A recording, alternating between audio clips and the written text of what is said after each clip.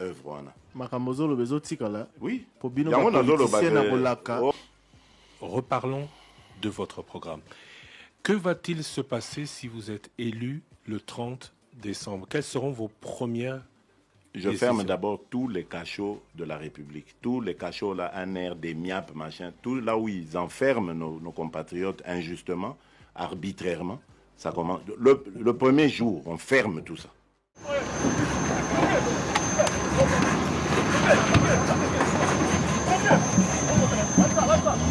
C'est qu'il dit, en kabiliste, alingi ko sala makambo justement pour na ko luka, pour protéger ba intérêt naïe.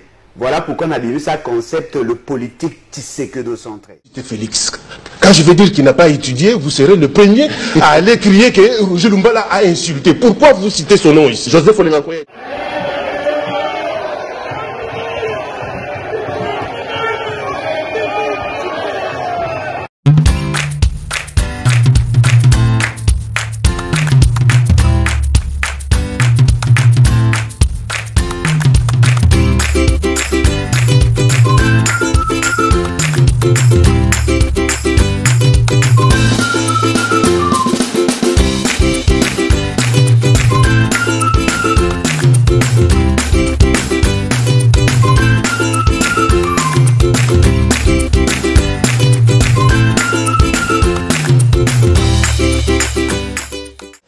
L'évolution des processus électoraux et les enjeux liés à la cause persistante de l'insécurité de la guerre de l'Est de la République démocratique du Congo. Voici notre programme. Nous allons débuter notre programme par l'hymne national. Après l'hymne national, nous allons inviter les directeurs exécutifs de la Ligue congolaise pour la paix et les droits de l'homme, M. Pindou, qui va prononcer ce mot de circonstances. Après les mots de circonstances, nous allons passer aux interventions. Vous avez devant vous des acteurs politiques qui vont échanger avec vous sur les différents sujets, chacun a son sujet. Avant que nous puissions entrer dans les vifs des sujets, je vous prie de tout cœur de vous mettre debout pour l'hymne national. Sinon, il fut un grand rapporteur de la CNS, beaucoup de gens le connaissent. Nous avons les comités exécutifs et les secrétariats exécutifs, ceux qui chapeautent toutes les activités de l'ICOPADEL. Nous avons les bureaux de représentation qui se trouvent dans plusieurs provinces à travers la République. Et puis nous avons aussi également le conseil d'administration. Voilà les organes qui composent la Ligue congolaise pour la paix et les droits de l'homme. Nous avons plusieurs partenaires. Il y a le Bureau conjoint des Nations Unies des droits de l'homme que nous travaillons avec d'autres ONG aussi qui font aussi la défense comme nous. Par exemple, la FENAFACO. Alors, aujourd'hui, il s'agit d'une matinée d'information. D'information et de sensibilisation des chrétiens. Le COPADEL a fait des enquêtes. Il a trouvé que non, il ne sera pas bon que les chrétiens que vous êtes, que vous puissiez aller aux élections sans pour autant savoir ce qui se passe dans notre pays. Raison pour laquelle nous vous avons invité pour vous donner des vraies informations. Dans la ville de Kananga et de Mba dans la province du Kasaï en centrale. Nous avons pensé organiser cette matinée d'information et de sensibilisation qui concerne les femmes, les jeunes, le peuple autochtone et aussi les personnes vivant avec handicap sur les enjeux de la situation politique de l'air et les causes persistantes de l'insécurité à l'est de la République démocratique du Congo.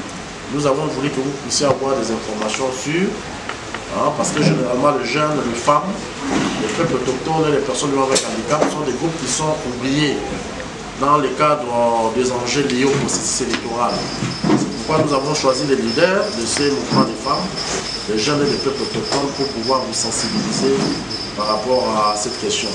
Je remercie aussi nos orateurs, jusqu'à là, les trois qui sont disponibles et qui ont accepté de répondre volontiers à cette invitation pour pouvoir s'entretenir avec nous. J'espère que ça ne sera pas la dernière activité. On va cheminer ensemble dans d'autres recoins de la ville province de Kinshasa pour organiser des rencontres d'éveil et de sensibilisation de la population. Donc j'inviterai tout le monde de pouvoir être attentif, de pouvoir les suivre. Nous sommes en famille, de pouvoir les poser toutes les questions par rapport au sujet que nous allons aborder aujourd'hui. Et je demanderai aussi aux orateurs de pouvoir être très clairs avec nous, de pouvoir nous donner de très bonnes informations qui peuvent nous aider à pouvoir encore plus de pouvoir réveiller notre conscience. Donc voilà, passons un très bon moment à travers cette conférence qui est aussi une matinée de sensibilisation. Je vous remercie. Les invités qui sont là déjà avec nous pour s'entretenir avec nous. Il y a M. Alain Moloja qui est un acteur politique qui peut se mettre debout. Nous allons l'accueillir. Il y a aussi M. Prince Mpenge de Lamouka qui est avec nous. Il peut se mettre debout pour que nous l'accueillions.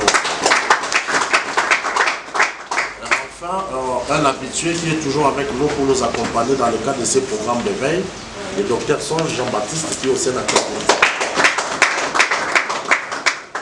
Voilà, merci.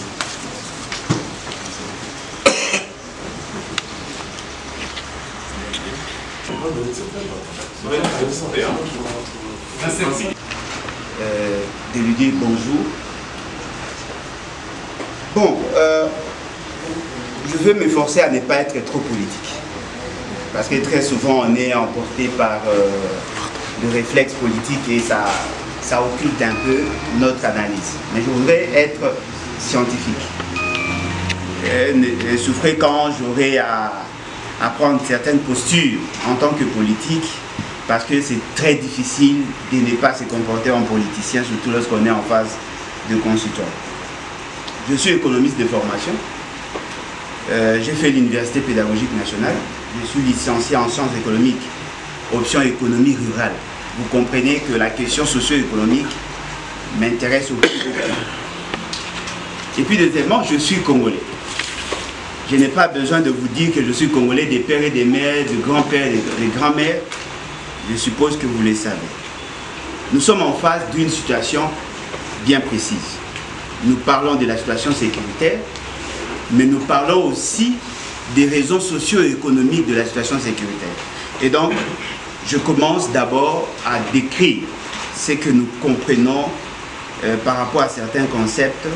On va pas donner des définitions, mais au moins on doit circonscrire la situation. L'Est de la République démocratique du Congo. Comme vous le savez, notre pays a 26 provinces. Et sur ces 26 provinces, c'est la partie Est qui constitue aujourd'hui le ventre mou. Et lorsqu'on nous parlons de la partie Est, nous prenons Ituri, nous prenons Nord Kivu, Sud Kivu, dans une certaine mesure Maniema, bien que pour l'instant il n'y a pas assez d'informations par rapport à la situation sécuritaire, mais ce qui est vrai, toute cette partie est devenue le ventre mou pendant plusieurs années.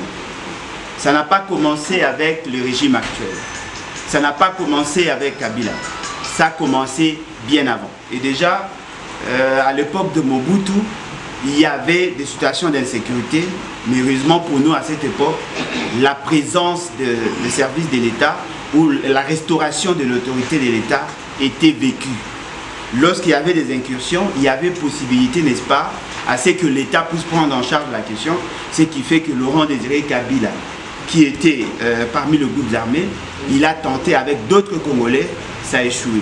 Parce que justement, il y avait une force de riposte, il y avait les services de sécurité qui fonctionnaient. Et en même temps, il y avait aussi une certaine stabilité sur le plan diplomatique parce que le pays qui était, je prends ici l'Ouganda, le Rwanda, le Burundi, la Tanzanie, le Soudan du Sud, étaient des alliés du président en fonction.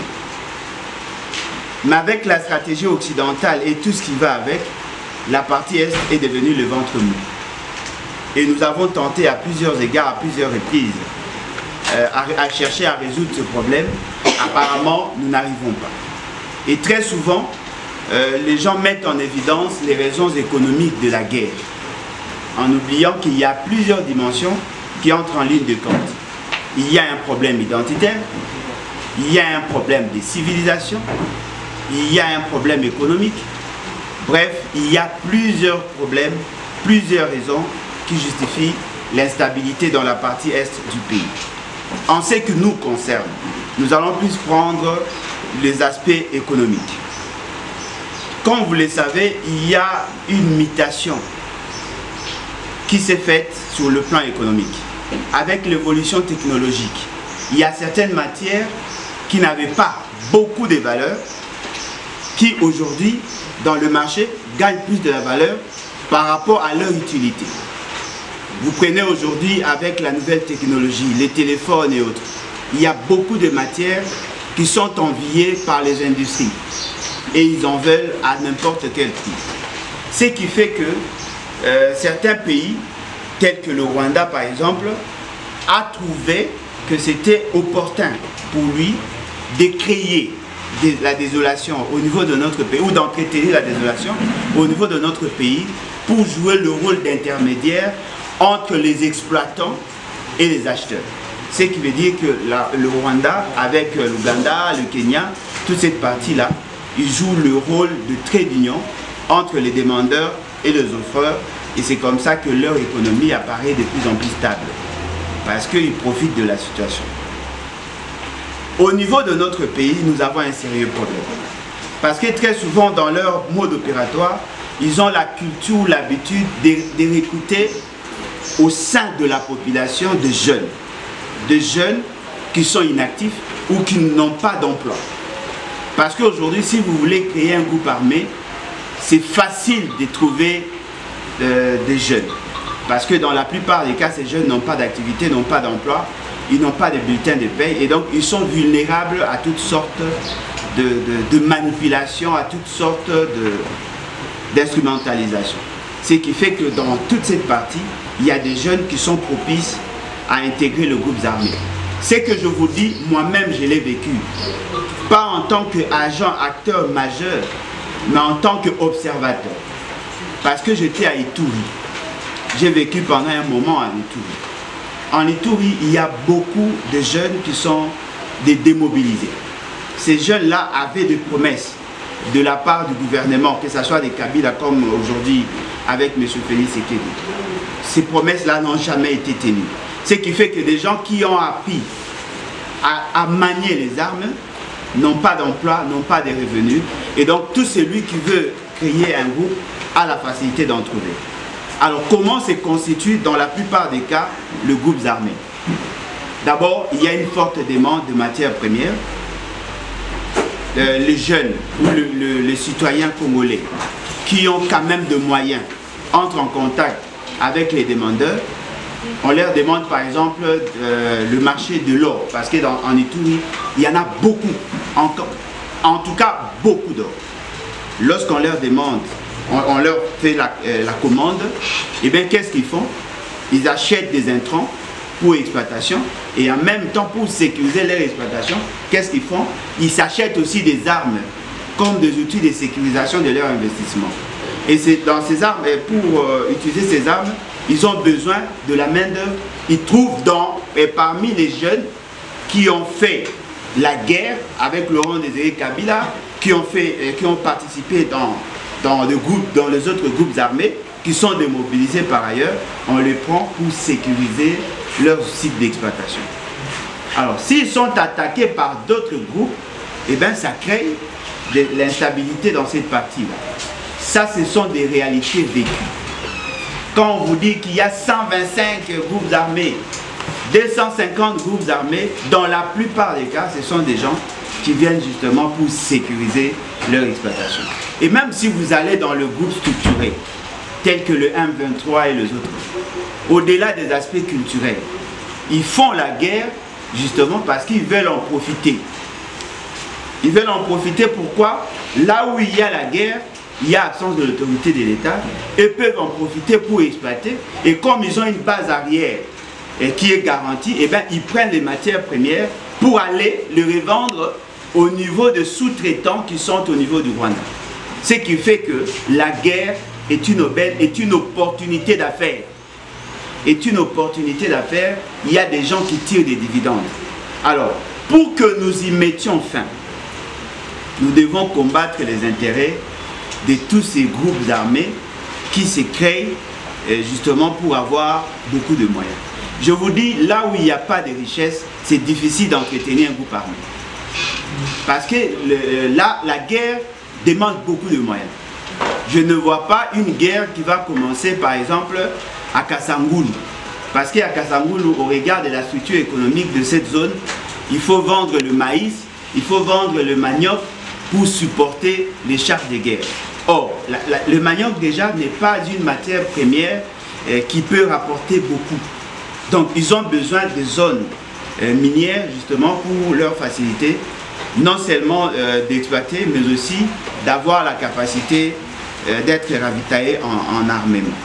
Il y a des grandes entreprises telles que Kibali Mining, là où on exploite de l'or. Ils ont des chiffres d'affaires qui avoisinent pratiquement le milliard. Et ce qui est surprenant, la quasi-majorité des jeunes n'ont pas de bulletin de paie. Ils sont dans l'article cadrement de la jeunesse. C'est vrai, à une certaine époque, on avait déployé beaucoup d'organisations, des ONG telles que la vôtre, à ce niveau-là, justement, pour encadrer les jeunes.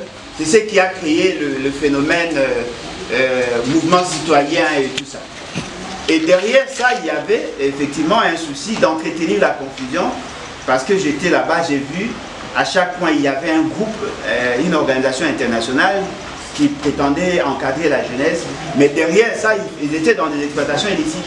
Ce qui veut dire que le fait seulement que la jeunesse n'a pas d'occupation, la jeunesse n'a pas d'emploi, il n'y a pas des infrastructures de qualité, on ne crée pas de conditions pour d'une vie décente, ça fait que la jeunesse devient de plus en plus exposée.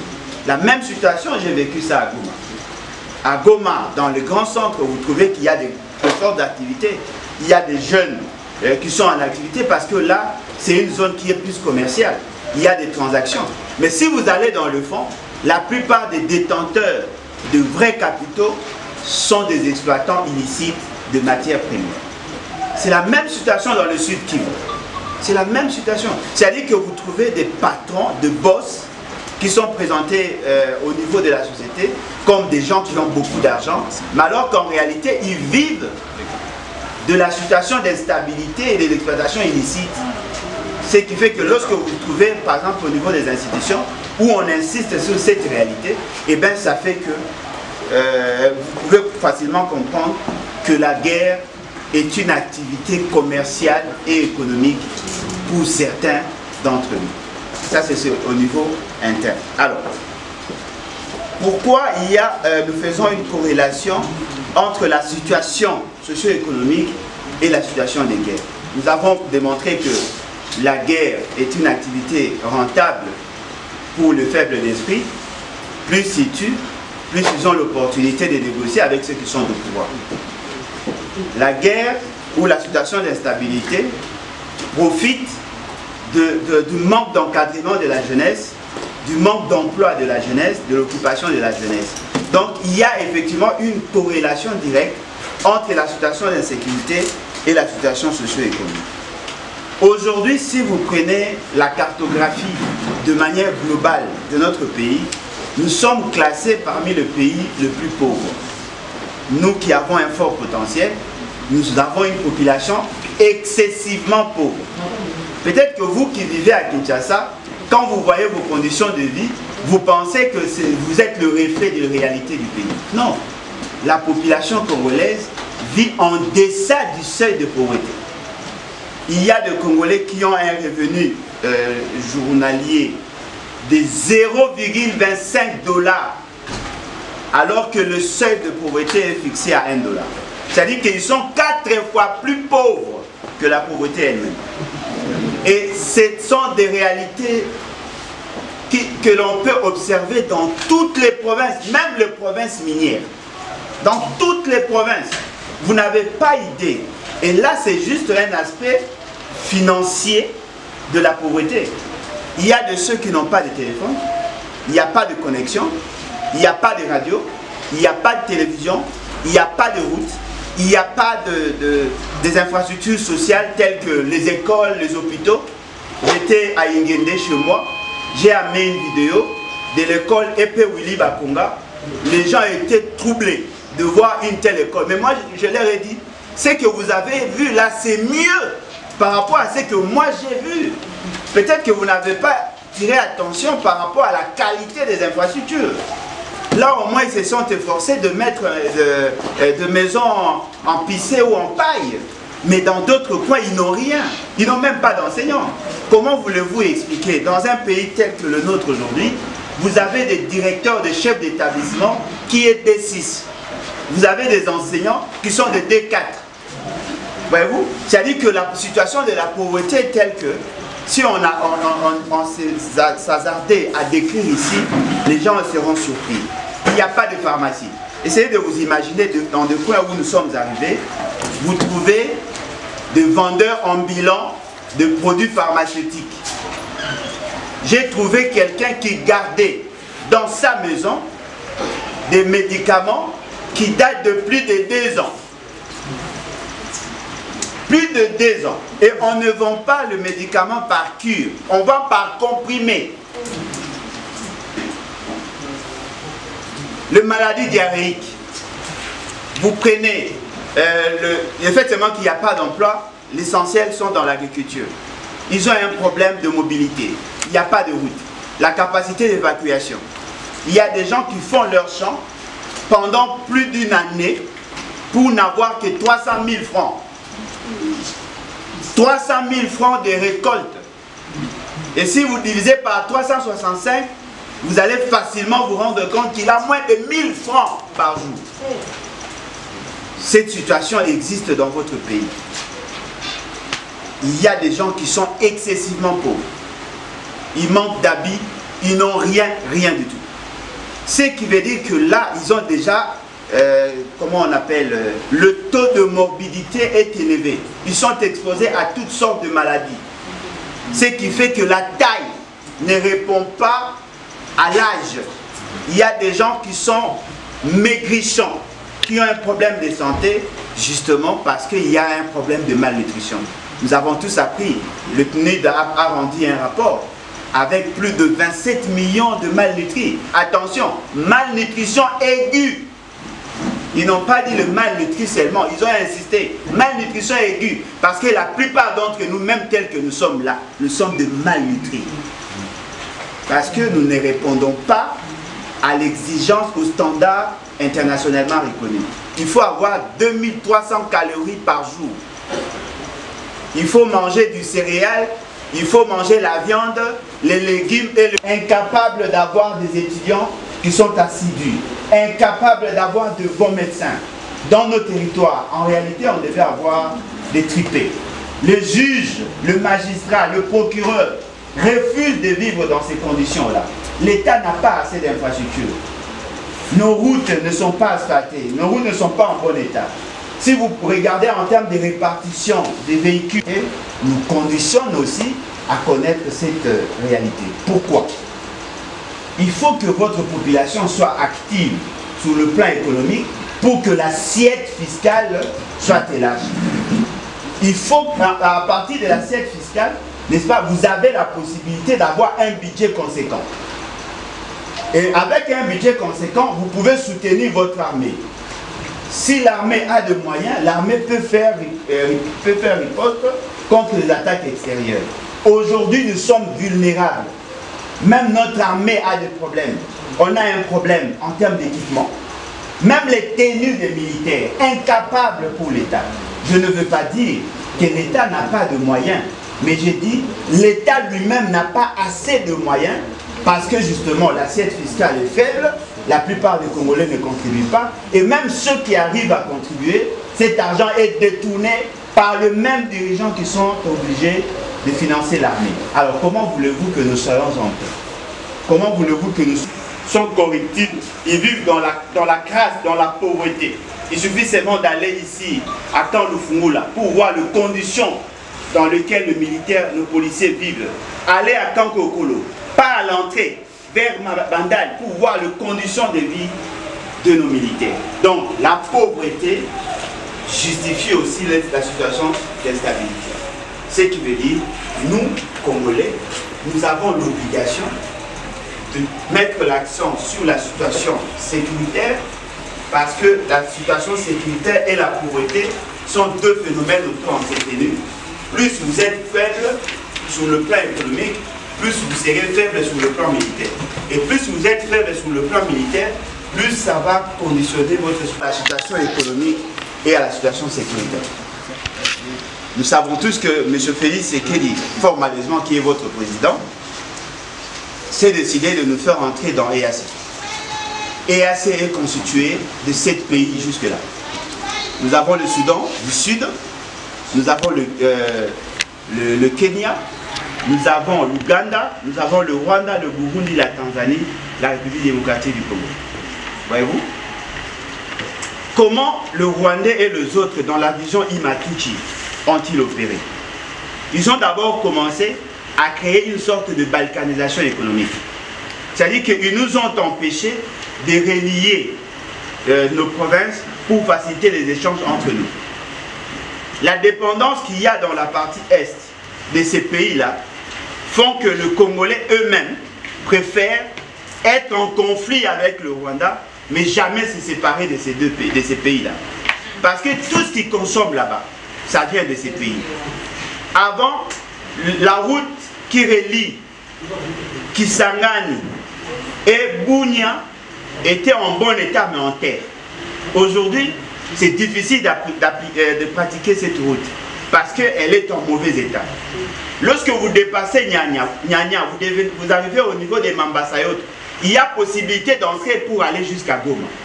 Lorsqu'on produisait à Kisangani, il y avait Massafco qui avait une représentation, il y avait Bralima, si je ne m'abuse pas, avait une représentation, il y avait une société de textiles, Soteski, qui était là-bas. Là-bas, il y avait une forte activité. Vous trouvez au niveau de Bunia, il y avait Sokimo qui travaillait, il y avait des gens qui travaillaient, qui avaient des revenus. Ça faisait que les échanges se faisaient entre anciennes, comment on les appelait? Les sous-régions, entre sous-régions, qui sont devenues des districts par la suite. C'est-à-dire que nous, à partir de Kinshasa, nous pouvions envoyer par l'ONATRA, c'est que nous produisons ici des produits manufacturiers, arriver à Kisangani, ça prenait soit le train, soit le bateau, soit le camion pour arriver là-bas. Aujourd'hui, on a cassé ces réseaux commerciaux justement pour renforcer la dépendance aux produits étrangers.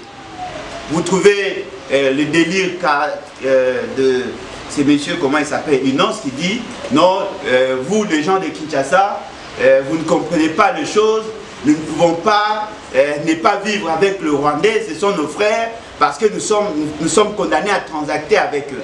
Ce qu'il dit dans sa folie, je ne parle pas de folie en tant que maladie. C'est-à-dire dans sa manière de voir, il n'a pas compris que c'était une stratégie. C'est-à-dire que la vision Imatuchi a voulu assez que les restes de Congolais vivant dans la partie Est soient isolés des autres Congolais pour justifier leur autonomisation en tant que peuple souverain et créer la zone Imatuchi comme un État autonome. Aujourd'hui, quelqu'un qui habite à Goma, pour acheter une bouteille de bière venant de Kinshasa, c'est 3 fois plus cher qu'une bouteille de bière qui vient par exemple de l'Ouganda. Voyez-vous, le produit qui vient d'ici, de Kinshasa, de l'Ouest, coûte plus cher dans cette partie-là, justement parce qu'il y a un coût de transport. Voyez-vous, c'est-à-dire que la situation sécuritaire est aussi entretenue par l'absence des infrastructures, l'absence de bonnes politiques cohérentes. Donc vous comprenez que la situation que nous vivons, la situation sécuritaire, a des liens avec la situation socio-économique. Voilà, je serai à votre disposition après les exposés des autres. Merci beaucoup.